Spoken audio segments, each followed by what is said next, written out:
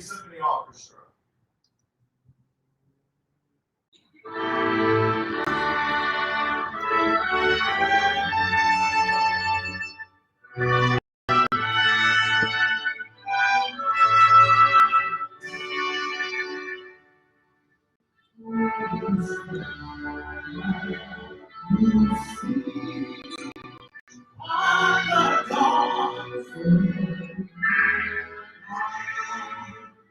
What's so proud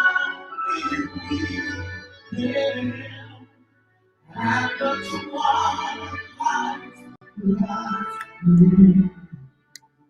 whose watching and my stars through the pale skies were a rainbow sweet words of cannot reach in the rocket and land of bursting in air can prove one night that our flag was streaming. Oh, Satan,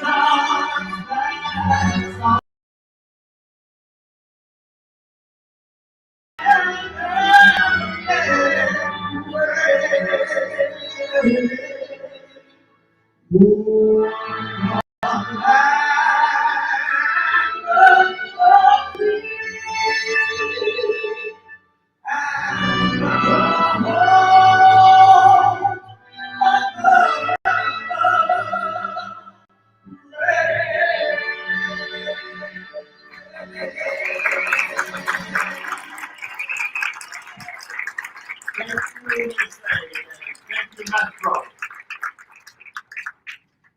And now we have a very, very special pledge of allegiance from the one and only Mr. Andrew Suarez.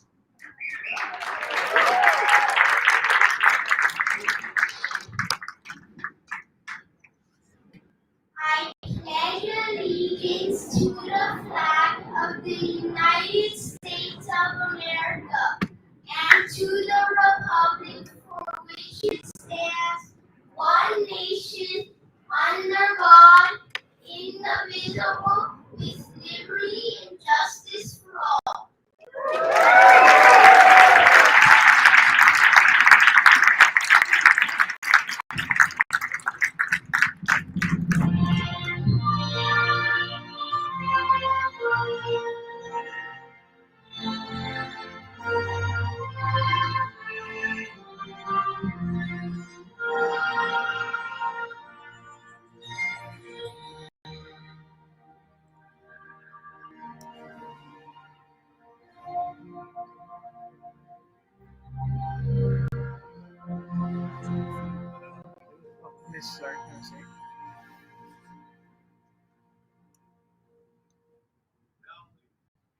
And now, ladies and gentlemen, we retire the colors.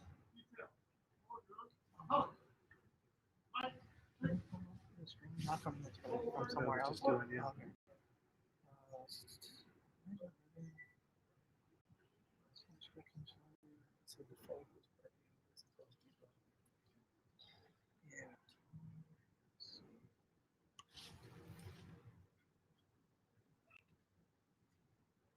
I now call George Altman, United States District Judge, Southern District of Florida. Judge Altman is a true friend of honoree tonight, and we give him a big welcome for his remarks for the special occasion for his friend.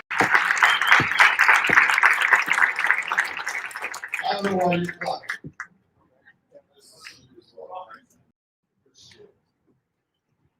All right. You know, my wife and I were watching an episode of The Crown last night, the episode where the Queen gets invested. And it struck me in thinking about what I would say here today.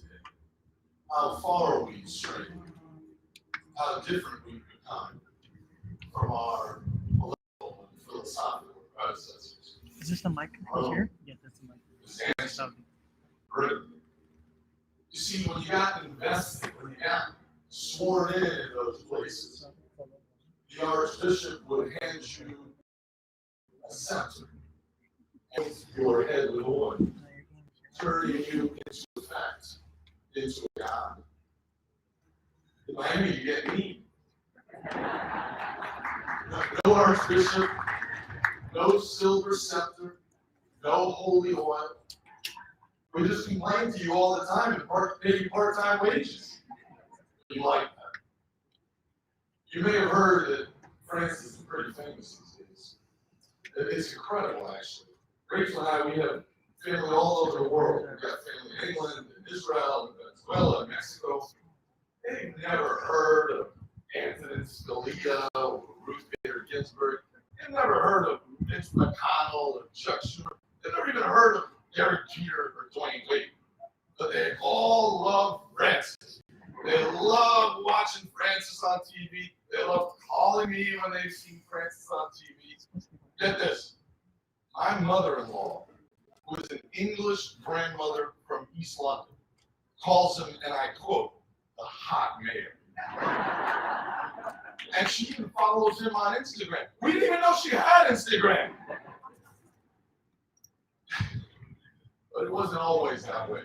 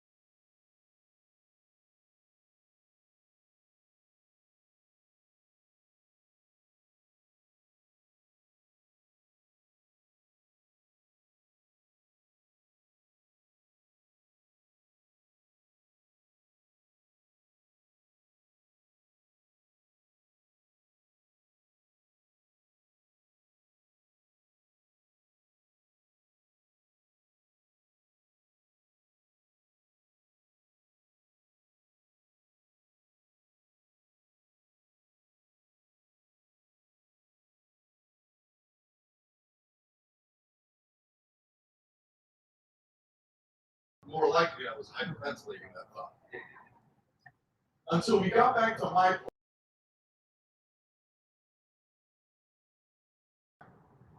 That on the back of his t-shirt, imprinted in giant gold letters, was one word, mayor. So after that, I started running around with an Aaron Judge jersey, but no one said, hey, Judge. I don't know what happened. But the truth is that Francis has struck a chord with the people of our city, and I think with the people of our country. And in trying to summarize for you why that is, I've come up with a few thoughts. At a time when we caricature our leaders, turn them into the paragon of every virtue, or the epitome of all vice, Francis has remained remarkably human. He is remarkably real. He struggles like the rest of us, but perseveres. When he fails or falters through his faith and his family, he finds strength and renewal. He's dignified and respectful, even to those who disagree with him. Though he's not pushing things. And he listens. You know he listens because half Miami has a cell phone number. He listens. He reflects. He cares deeply about getting things right and about doing things the right way. A style of leadership, a kind of living, a form of humanity that Lincoln once called true and righteous altogether. So what can I tell you about my friend Francis? He's smart as a whip and loves to read. He loves his family and his friends, of whom he has many. He's dedicated his whole life, folks, to the service of this community we've all come to love together. And whether you agree with him or not, his efforts unquestionably arise from a deep commitment, not to one party or demographic who needs that, but to country and his ideas about freedom and fairness, about poverty and the environment, about transparency and ethical leadership, strike at the very core of what it means, to me anyway, to be an American leader in the 21st century. He is, in short, a wonderful husband and father and son, a devoted public servant in the old tradition, a model citizen, a true friend. Ladies and gentlemen, it's my honor today to introduce to you the 80th president of the U.S. Conference of Mayors, Miami's mayor, and my friend, Francis Suarez.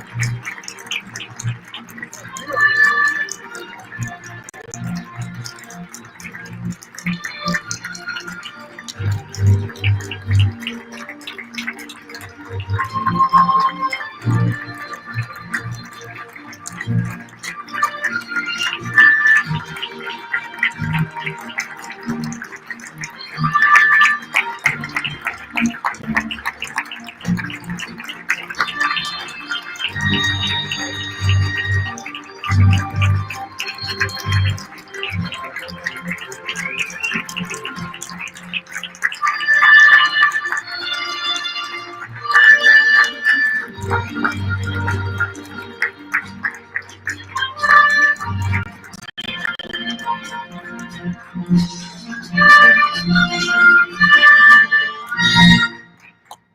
honor and inaugurate our new presidents. Others too have led the way. As presidents of some former presidents are with us tonight. First, from your hometown, the mayor that did so much that has transformed Miami to the city it is today, Manny Diaz, our president, 2008-2009.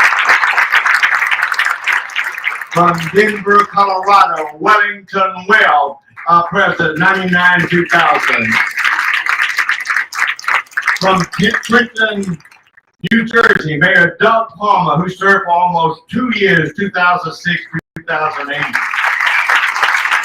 From Rochester Hills, Michigan, our president of 2019-2020, Brian Barnett. And Steve Benjamin from Columbia, South Carolina, who served from 2018-2019. We also have with us tonight from Columbus, Ohio, a trustee, Mayor Andy Ginter. And let's all have a big welcome for the Florida mayors. Please stand. Mayor Ortiz, Mayor Bermudez, Mayor Daniela Viviana. Tonight we recognize the father of our honoree, Suarez.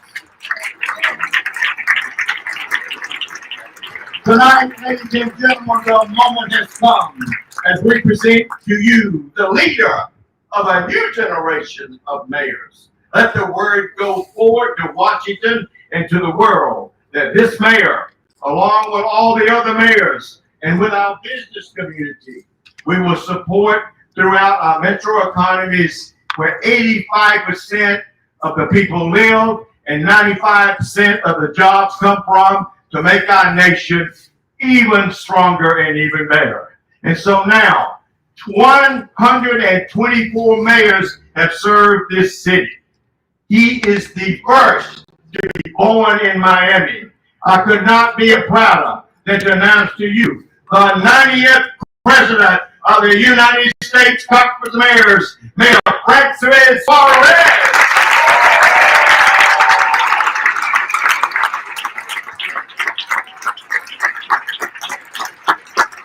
Bring the First Lady into us.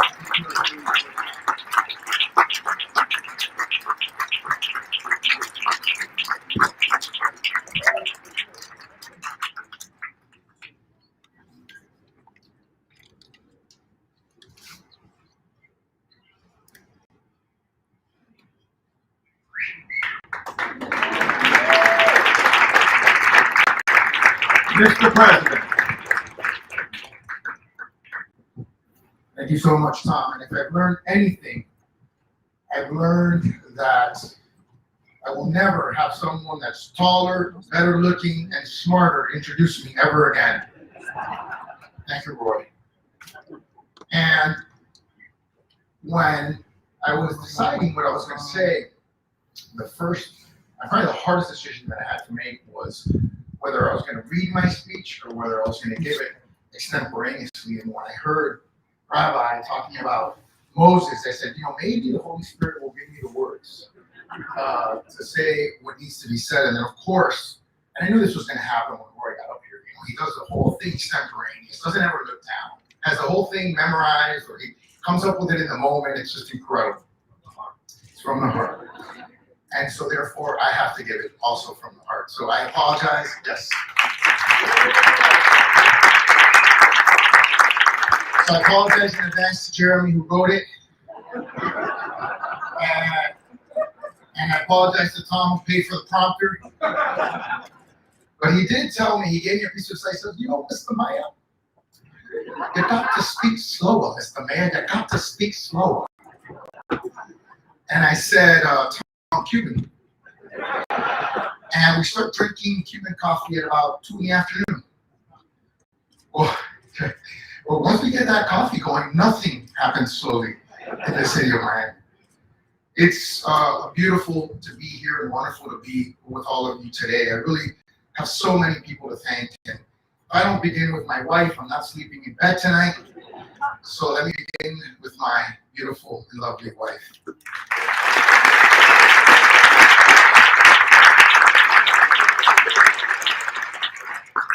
My son who gave that amazing rendition of the Pledge of Allegiance, and my daughter who couldn't be here with us today. They are the ones that give me purpose, and I want to thank them for all their support. Couldn't do this without them.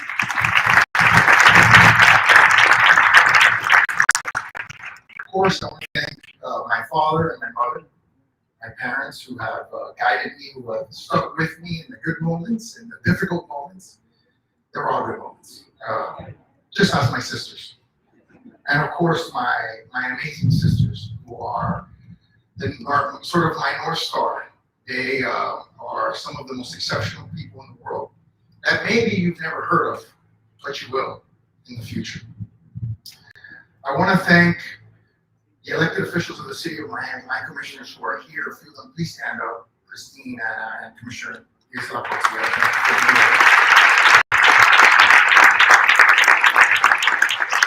And the ones that couldn't be here, who I know wanted to be here, Commissioner Carollo, to thank him for this amazing facility where we can give this beautiful speech and enjoy this gorgeous day. I want to thank Commissioner Reyes, who couldn't be here, and obviously Commissioner Russell, whose district we're in. I'm not sure if he was able to make it. I want to thank my friends, or many of them are in the back over there. Mayor Lago, who's back there, Vince Lago. Thank you so much for being here. All the mayors from Dade County who are here, thank you so much for being here. So much to see you, all of you. Thank you. I want to thank the former presidents, all of which, in their own way, have guided me. In particular, I'm going to go from left to right so that I don't get, nobody calls me out later, but Steve Benjamin, who was president 3 before, is someone that I try to emulate every single day. He's someone who has this incredible ability to tell people what they don't want to hear and say it in such a nice way. I've never seen anyone do that better than him.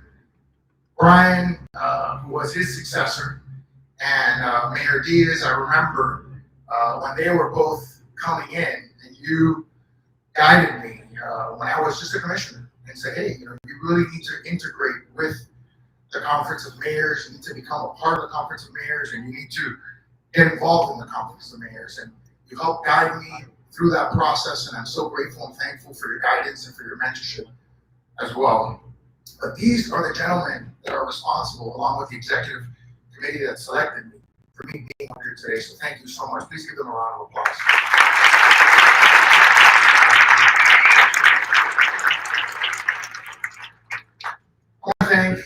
employees of the city of Miami, without which this day would not be possible, particularly our first responders, police officers who are here. Please give a big round of applause for our police officers.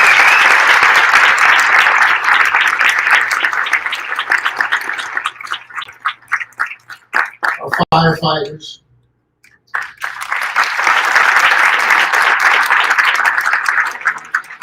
And all our general employees. I want to thank the beautiful Miami Symphony and Maestro. Thank you so much.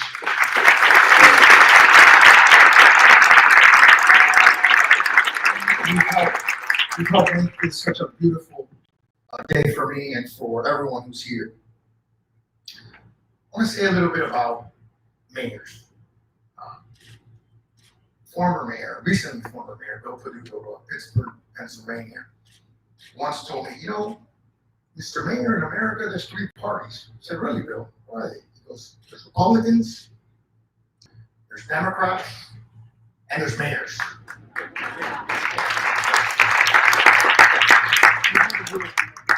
Here at the Conference of Mayors, we are like a mayoral support group.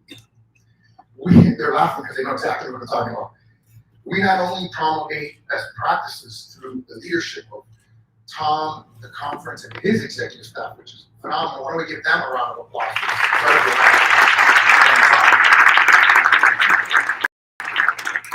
But we're there for each other. We lean on each other. It's not just about what policy is. It's also about what you're going through. Leadership can be a lonely venture.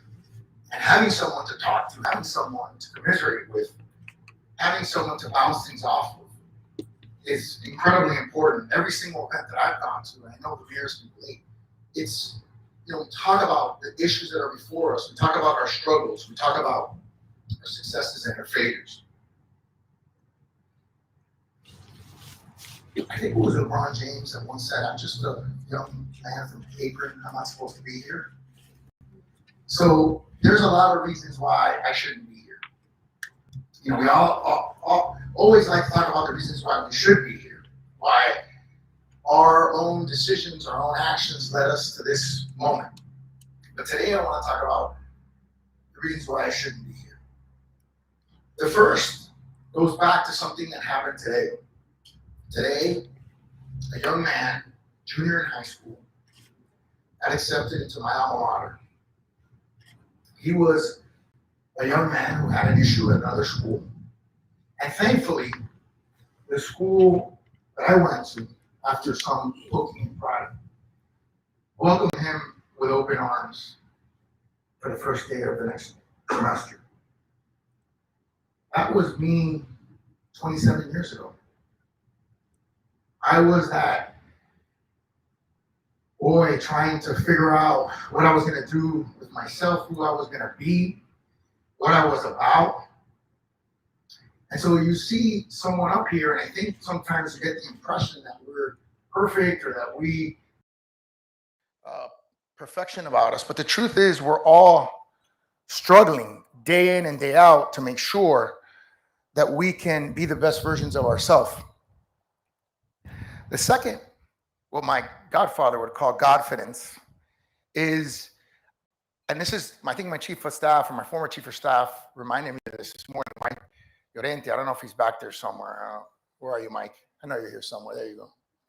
My first chief of staff. He reminded me this morning, I got into a little argument with him because I said I had gotten elected by 262 votes when I first ran. People always talk about the fact that I got elected by 85% or the fact that I got reelected by 80% or close to 80%. People often forget that I was first elected by 260 votes. Mark remembers that. 260 votes. So if 261 people, less than the size of the crowd here today, would have just stayed home, not voted, I probably wouldn't be here today. If 131 people would have changed their mind, I definitely would not have been here today. But we always focus on the successes. We never focus on the failures. We choose to forget that the first time that I ran for mayor didn't turn out so good. And that the first time that I tried to become a strong mayor didn't work out so well. And I remember having those conversations with Steve before I tried to do that. And the reason why I say that is because our strength is forged in our adversity. Today, as I was preparing to speak, and of course read through the prompted speech a bunch of times, I saw someone in the back over there who happened to be laying down, and I walked up to him and I said, "It looks pretty comfortable." He had, it was breezy, the temperature was nice, he had found some shade. He says, "It's not really comfortable." And I said to him, "What's your name? Where are you from?" He said, "My name is Tyler, and I'm from," get this, Dayton, Ohio. Some people here understand the significance of hearing that today because the outgoing president is from Dayton, Ohio. So I took it as a sign and I asked him, "What led you to be in this state?" And he said, "I have 4 brothers and they picked on me relentlessly. Relentlessly." He said, "I didn't have to worry about bullying at school." He said, "I actually later on had to worry about bullying at school, but I was bullied at home." And so when you think about people like that and our mission to eradicate homelessness and to eradicate it across America, you think about how difficult it is, how far behind some people are, and how sometimes they just need someone to listen, just to hear them, and to find a way to get them back to where they need to be. Our Miami story has evolved. It's evolved from mayor to mayor to mayors that are not here, like Mayor Foray and his wife, who one of my staff members spoke to today. She gave me this beautiful tie, which is actually my favorite tie. And our story has metamorphosized from generation to generation, decade to decade. But our success is replicable, and it's simple, and it's based on some very, very basic principles. The first is we've kept taxes low. We have reduced taxes.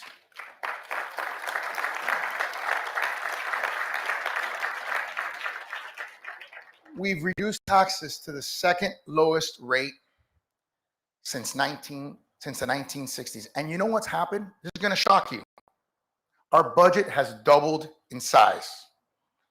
So we have more resources for the Tylers of the world. And in fact, since 2003, right after Mayor Diaz took office to today, we've reduced poverty by 50% in the city of Miami, 50%.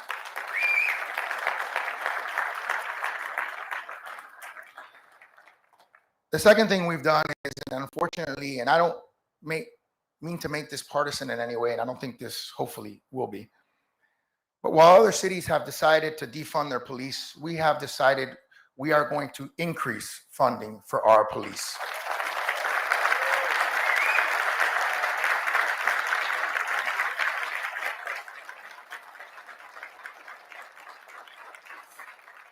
And I'm going to shock you with another correlation. We just added 30 new police officers. We've increased funding for our police. And thanks to the leadership of our interim chief, Manny Morales, who's in the back there. Thank you, Chief. When he took over, we were +1 in homicides from last year. And we just ended the year 25% down in homicides year over year.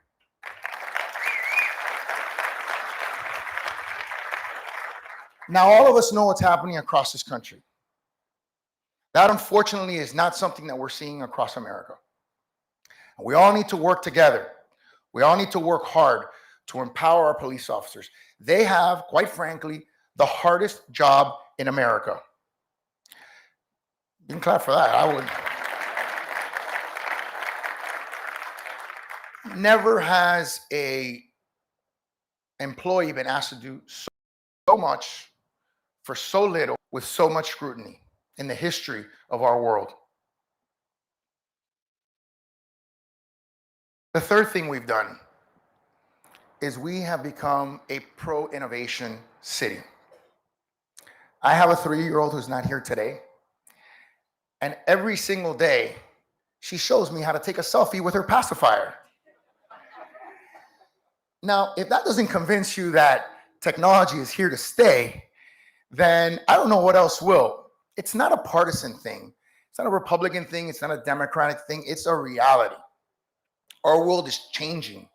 Our world is being disrupted, and the rate of disruption is accelerating. And so we have two choices as cities. We can pretend it's not existing and bury our head in the sand, or we can embrace that change. We can get ahead of the curve, and we can have a generation of prosperity and success for our children and our unborn grandchildren. Because of that attitude, our city is #1 in the nation in tech job growth, #1 in the nation in tech job migration. We've created thousands of high-paying jobs. Our unemployment rate is 3.7%, almost a full point.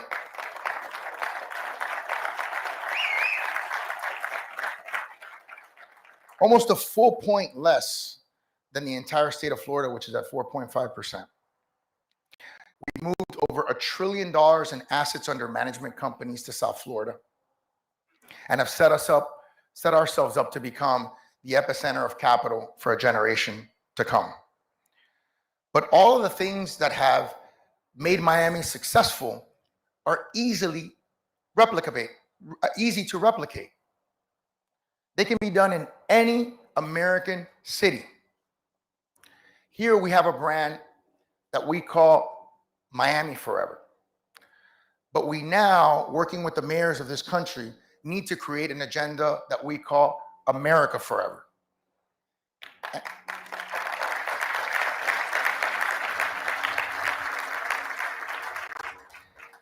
And our America Forever brand is not just America Forever. It's an America that's here for everyone.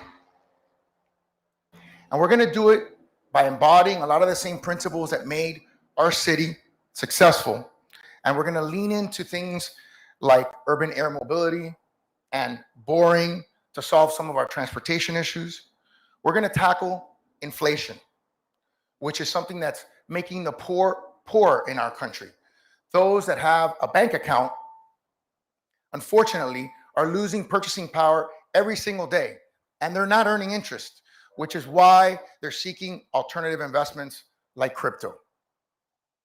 Something that the city of Miami has also leaned into.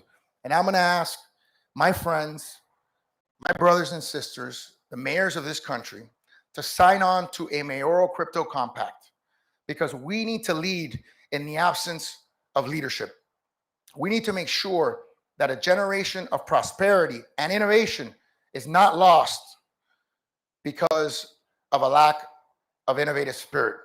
We need to make sure that our regulatory system embodies success into the future instead of stifling success as other countries like China have done by banning Bitcoin and banning Bitcoin mining.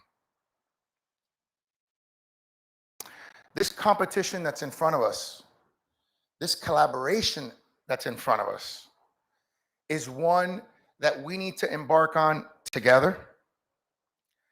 And it's not about us, it's not about one city, it's about our children, and it's about their children. And if we ensure that we work together, that we embody the American spirit that we have etched inside of our hearts and souls, every person here has their version of what the American dream is. And for some reason, we have been made to believe that there's something wrong with that. There's nothing wrong with that. It's wonderful. We live in a great country, and we should be proud of it.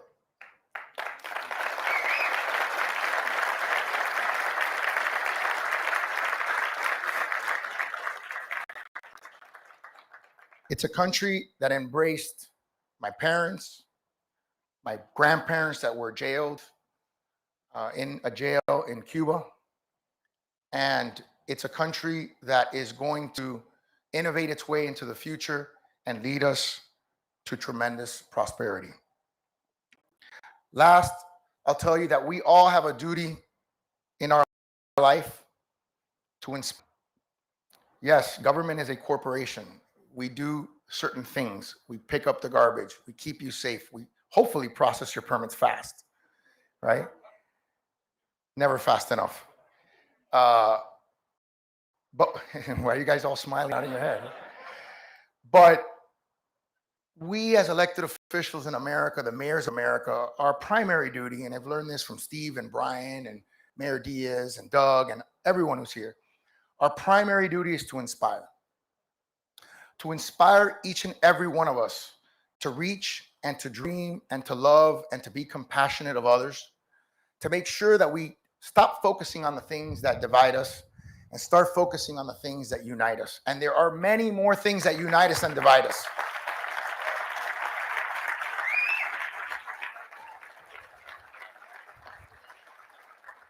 If we do that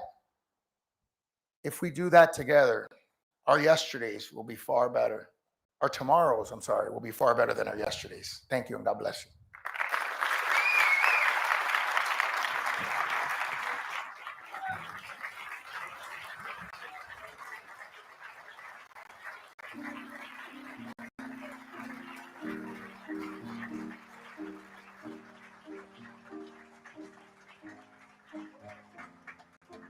Thank you, Mr. President. I will now call on Dr. Gaston Smith, who is the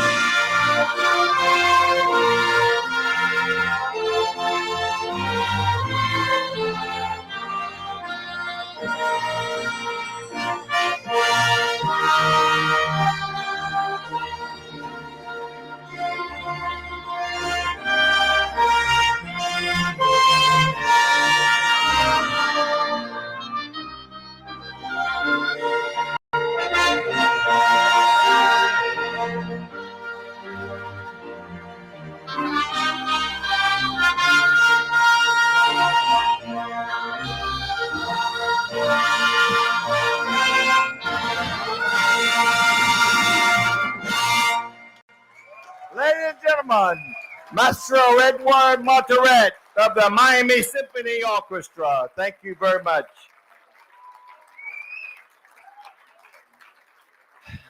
I now call on Reverend Gaston E. Smith, the senior pastor of the Friendship Missionary Baptist Church, for our benediction.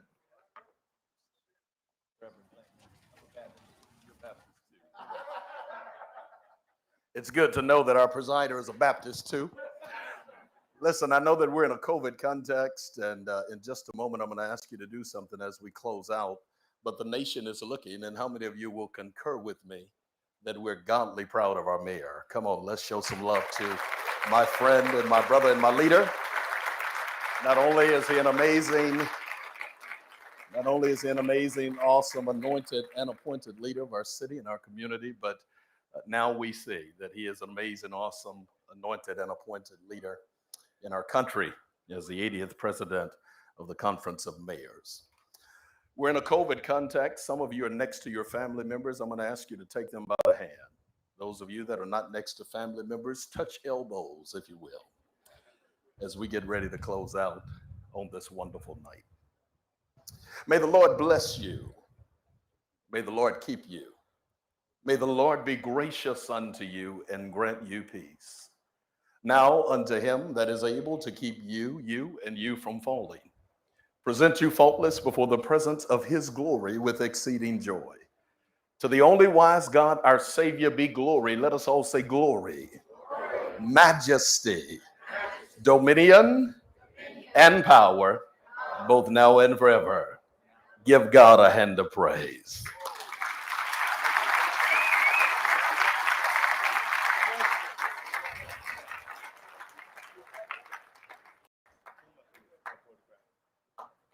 That concludes this part of the program. You will be directed to the reception, which is that way. So staff, please direct people. We will continue our program for a wonderful reception as we go toward that area there. Thank you very much. I'd like the past presidents to come to the stage for a photo, please. Thank you. Photographers, please come forward.